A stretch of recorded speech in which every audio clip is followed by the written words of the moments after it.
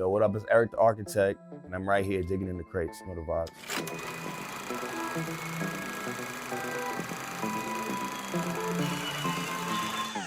Woo, damn. I'm gonna go with this one.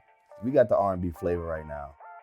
This one, Aijuswanaseing. This album is so fire. I feel like when this album came out, I want to say that the single Love was on here, right? The song was actually a gospel song. It was called Lord.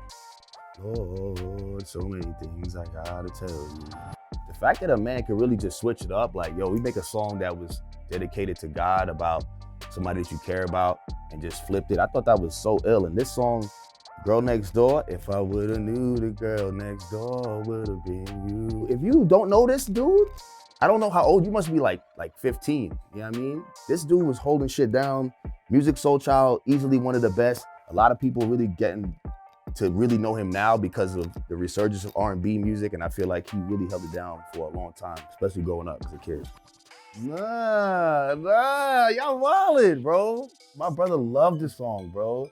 Don't ever can let it go, baby can't leave it alone. Yo, oh, come on, bro. Come on, bro. Yeah. We'll go with D'Angelo. Me and those dreamy eyes of mine, I mean, I would consider D'Angelo our era's Prince. Maybe in modern times, he maybe not get the flowers because he's not releasing music as frequent as he did. He takes like hiatuses and shit. Black Messiah was also a dope album. Super eclectic, super unique. Also sick writer, vocalist, instrumentalist. I might need this one. Ooh, 4 seasons of loneliness. I'm gonna go with this one.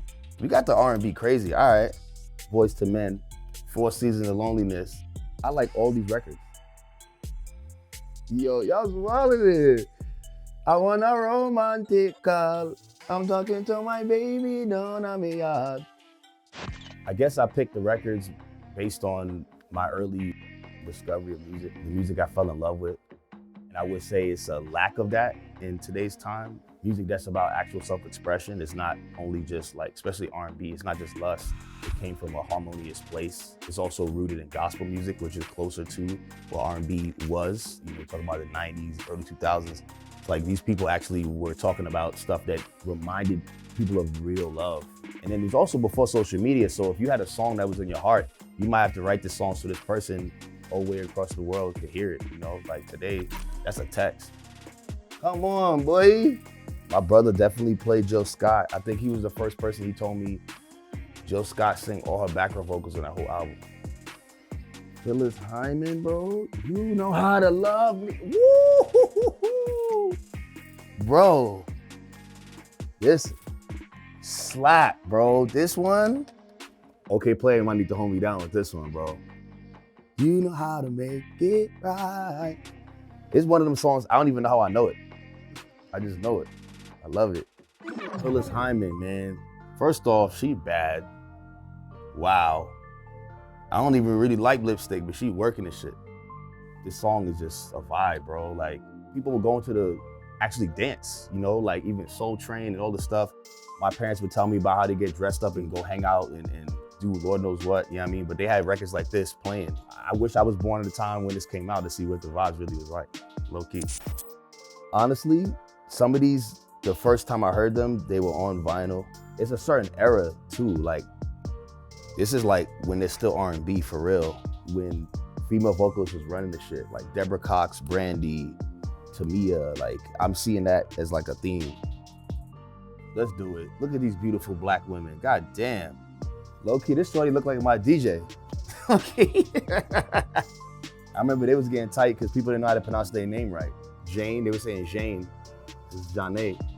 Hey, Mr. DJ, you can get it started. You know, I knew they just sounded so beautiful. I remember watching the music video finally growing up.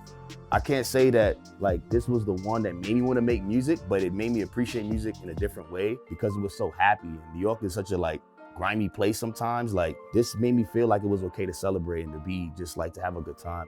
Easily one of my favorite records of all time. Shout out to the tie-dye. OD. The artist that did this one, he would do a lot of the artwork for really eclectic soul and jazz musicians. Crazy. One of the craziest covers. One of the most craziest albums. I love Miles Davis, bro. Miles Davis, if you know his story, he wasn't the nicest person. When I think of his music, I couldn't find anything more representative than this album cover. The eclecticness, the difference, the way that he weaves all the musicianship around his music, his narrative. I'm gonna go with the Sade.